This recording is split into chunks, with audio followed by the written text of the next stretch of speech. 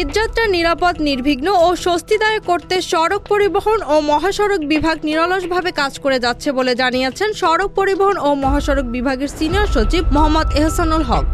শনিবার গাজীপুর বিআরটিসি বাস ডিপোতে সড়ক পরিবহন ও মহাসড়ক বিভাগ কর্তৃক আয়োজিত জাতীয় শুদ্ধাচার কৌশল অভিযোগ প্রতিকার ব্যবস্থা, সেবা প্রদান প্রতিশ্রুতি ও তথ্য অধিকার সংক্রান্ত অংশীজন সভায় তিনি এ মন্তব্য করেন।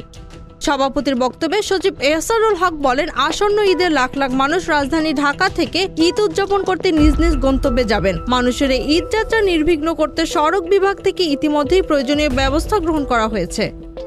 স্বরাষ্ট্র মন্ত্রণালয়ের সহযোগিতায় সড়কে আইন শৃঙ্খলা নিশ্চিত করা হবে জানিয়ে তিনি বলেন, গুরুত্বপূর্ণ রাস্তাগুলো মেরামত ও সংস্কারের কাজ চলমান। অযাচিত বাস ভাড়া নিয়ন্ত্রণে বাস মালিক সমিতির সাথে কার্যকর আলোচনা হয়েছে। চাঁদাবাজি ও সড়কে ডাকাতি প্রতিরোধে সড়ক পরিবহন ও মহাসড়ক বিভাগ তৎপর রয়েছে।